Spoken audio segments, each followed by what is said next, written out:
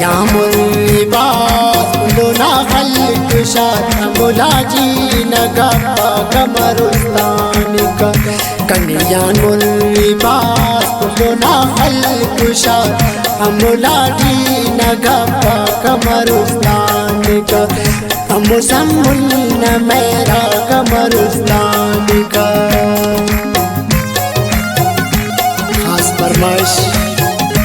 कुल्ले संगत सलाहुद्दीन सदफ संजरानी आज दरमिया खास फरमाइश संगत अकरम लाल से इबादत हल्कान से इमरान सिंधी ने फरमाइश मेहरबानी।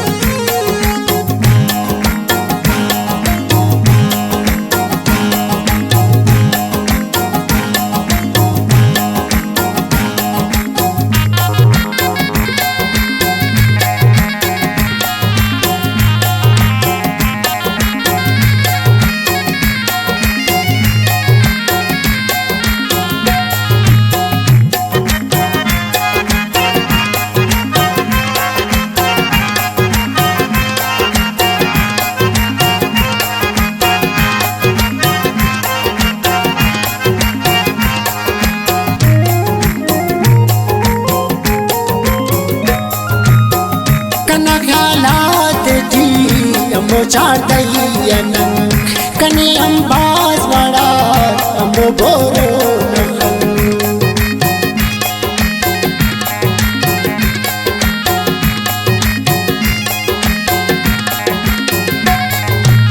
पाकिस्तान सुन अरमाना दूरी अमोशान जोर मा सिंधना अरुशी हम कब असल ने खुश के खुदा कने मिले कसर इबरे वापदा कने मिले कसर इबरे वापदा कन्यामुल लिबास तो ना खल्क शाद मुलाजी नगा कमरुस्तान का मुसम्मुल न मेरा कमरुस्तान का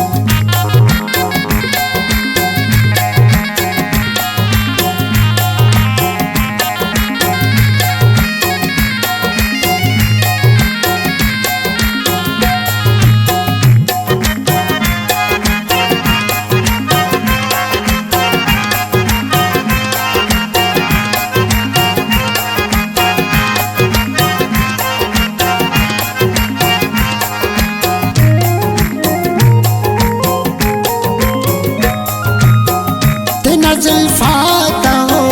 कने कैदी करे कना वो धूत याद कर दरो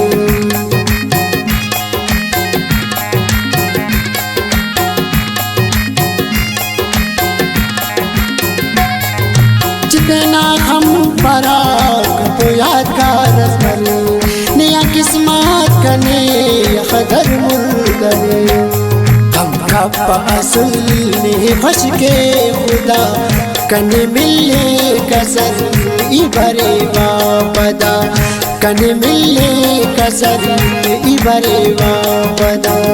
कन्यामुल लिबास कुलोना खल्क शाद मुलाजी नगा कमरुस्तान का मुसम्मुल न मेरा कमरुस्तान का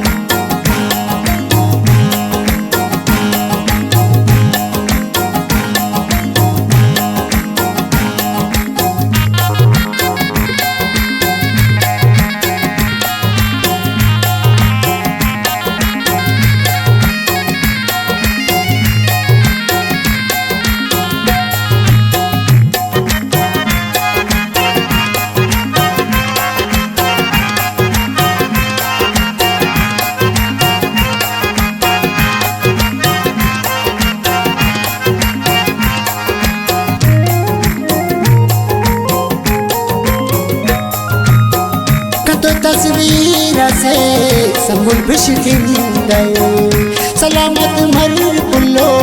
नहर माजिंदे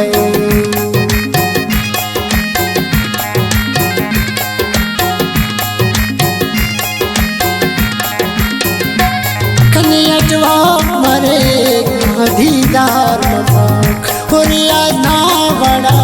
कसे अरमान मफाक हम कब असल ने फंस के खुदा कन मिलने कसर इबरे वापदा